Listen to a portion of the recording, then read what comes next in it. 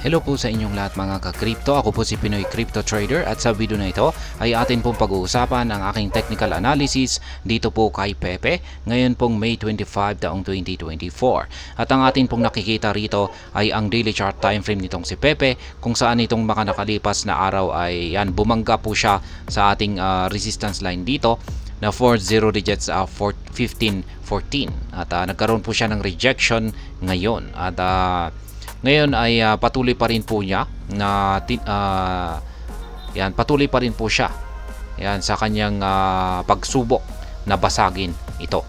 Kaya yan, bago po tayo magpatuloy ay nais ko lamang po munang bigyang linaw ang aking disclaimer kung saan ang nilalaman po ng video na ito ay hindi po ito isang financial advice. For education and information purposes lamang po ang layunin nito. Maliban po dito ay nais ko na rin pong magbigay babala na wala pong kahit anumang group chat ang Pinoy Crypto Trader. At ayan, ngayon ay check po muna natin ang kanyang performance dito kay CoinMarketCap.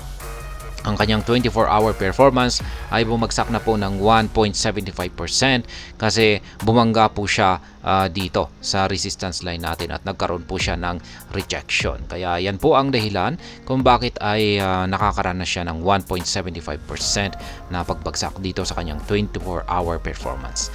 Ang kanyang 7-day performance naman ay nananatiling gain pa rin po. Malaki pa rin po yung kanyang gain kung saan ay umaabot po sa 40.44%.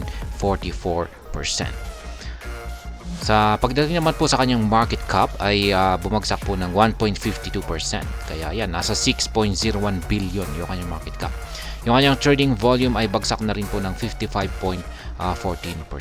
Ibig sabihin ay marami na pong nagtitake profit ngayon dito kay Pepe. Ayan, kaya siguro ay ayan po siya, nakakaranas siya ng pagbagsak sa kanyang trading volume. Ngayon ay check naman po natin ang kanilang official X account para atin pong alamin kung meron ba silang bagong tweet or announcement dito na maaaring makaapekto sa kasalukuyang presyo nito. At ayan, meron po tayo rito last 18 hours. Repost po ito mula dito sa Robinhood Crypto EU. Learn about Pepe, earn Pepe. The Pepe Learn and Earn program is now available for eligible customers on Robinhood Crypto. Deposit at least 20 euro to qualify. See full terms in app. Ayan po si Robinhood. Meron po silang Learn and Earn program. Yan, kung saan ay meron tayong natututunan tapos nakakaipon pa tayo rito. Pero available lamang daw po ito sa mga eligible na customers ni Robinhood Crypto. Siyempre, para makasali po rito ay kailangan daw po na mag-deposit ng at least 20 euro. Yan po yung kanilang latest na tweet or announcement dito kung saan ay sa tingin ko ay hindi naman po yan nakakaapekto sa kasalukuyang presyo ni Pepe. Ngayon ay balikan na po natin ang pagti-technical analysis natin dito sa daily chart time frame nitong si Pepe. Ayan, nitong nakalipas na araw ay nagkaroon po tayo ng breakout dito sa upper portion ng ating ascending triangle pattern na ito. Yan, binubuo ng dalawang kulay blue na linya. At dahil sa nagkaroon tayo ng breakout dito sa upper portion nito, ay ito po yung kanyang nagdulot ng bullish momentum para ito ay umangat. At yan, noong May 23 ay pinatamaan po niya yung resistance line natin dito na 40 digits 1514 kung saan ay meron po tayong nakaabang rito na isang take profit. At yan, na-triggered po yan. Kaya nakapag-take profit po tayo ngayon. At yung sumunod po na candlestick natin ay nung bumangga po siya rito, yan, sa ating resistance line na ito ay tumalbog po siya, nauntog po siya. Hindi na po niya nagawang basagin. Kasi yung pag nabasag po niya ito, ay yung sunod po na price target natin dito ay ayan, ang 40 digits 2205. Yan po ang sunod niyang maaring akyatin kung sakaling nagkaranas po siya ng breakout dito. Pero yan, nauntog po siya at napaatras. Kaya ayan. Ngayon ay yung ating Hall Street indicator po rito ay nakikita po natin dito na maganda pa rin yung kanyang pangangatawan. Yan, mataba pa rin. Ibig pong sabihin nito ay bullish na bullish pa rin po ang momentum natin dito kay Pepe. At ganoon din po yung ating QQE mode indicator dito kung saan ay mga kulay blue. Yun nga lang at nakikita na po natin na halos nag-flat na po yung mga sukat nito. Dulot po kasi yan ng kanyang rejection, naranasan na rejection dito kung sa ay bahagyang napaatras dito. Pero sa aking analysis po rito ay dahil sa mas bullish momentum pa rin po siya, ay magpapatuloy pa rin po siya na sa kanyang pagtatangka na basagin yung resistance line natin dito. Ayan, malamang ay susubukan po niya ulit ito sa ikalawang pagkakataon. Ayan, malamang ay napatras lamang po siya ng bagya. Ayan, pero sa tingin ko ay uulitin po niya ulit ito. Babasagin po niya ulit sa mga susunod na araw. At kung siya po ay nagtagumpay sa pagbabasag dito, ay ayan, magpapatuloy po siya sa kanyang pag-angat. Pero kung hindi po niya kinaya, ay sa tingin ko ay dito po siya kakailanganin po niya ng yung buwelo, mas sapat na buwelo. At sa tingin ko ay para makabuelo siya ay kailangan po niyang makaranas muna ng retest or correction, kung saan ay maaari po siyang bumagsak hanggang dito sa upper portion ng nabasag natin na ascending triangle pattern natin dito.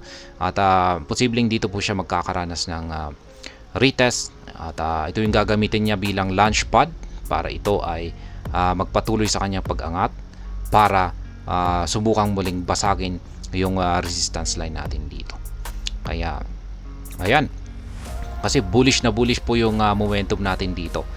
Kaya maski nakakaranas po siya ng mga ganito rejection, ay ayan, sa bandang huli ay pipilitin po niya na umangat unless na may pagbabago na sa ating trend direction dito. Masasabi kong magbabago lamang po yung trend direction natin dito or yung bullish momentum natin dito, ay masasabi ko lamang po yan kung nagkaroon siya ng kung pag bumagsak po siya dito sa ilalim ng major resistance line natin dito na 40 digits 1086. Yan, kung nabasag po kapag bumagsak po siya rito, ay possible po na dito na po magpapalit ng trend direction itong si Pepe. Yan, pero hanggang nandito pa siya sa ibabaw nito ay bullish pa rin po tayo. Ayan, yung aking mga live spot trading position ay yan po yung aking live spot trading position dito kay Pepe. 4 na lamang po yung aking mga naka pending orders dito. Yung itong yellow arrow signs na yan ay ito po ay isang take profit or sell pending order. Yung mga kulay blue arrow signs naman na ito ay mga buy pending orders po yan. At yung mga dinaanan naman ng mga candlestick natin dito ay mga previous trades ko naman po ang mga ito, kung saan ay yung mga kulay yellow ay yan po yung mga take profit ko rito. Kaya nakakaapat na po akong beses na take profit dito kay Pepe. Kaya ayan, yung ginagamit ko pala na trading platform dito sa pag-a-analysis dito kay Pepe ay ang TradingView. Yung aking dalawang indicators po ay ang Hull Street indicator, Hull Street by Insilico, at ang QQE mod indicator. At hanggang dito na lamang po tayo sa video na ito mga ka-crypto. Sana po ay inyong nagustuhan ang aking paliwanag sa video na ito. Kung inyo po itong nagustuhan ay pakiclick lamang po ang like button nito. Para naman po sa mga bago lamang dito, kayo po ay aking inaanyayahan para mag-subscribe. Pakiclick na rin po ang bell icon nito dahil ito po ang siya magsisilbing notification nito sa mga bago kong videos na akin pong ina-upload sa aking YouTube channel na ito. Marami pong salamat sa panonood. Ingat po tayo lagi at God bless po sa ating lahat.